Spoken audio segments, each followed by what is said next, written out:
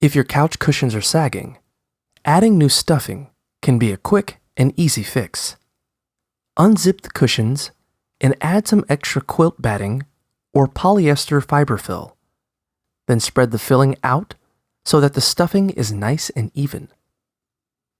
If your cushions have foam or pillows inside, you can still pad them out by wrapping some extra filling around the inner cushion.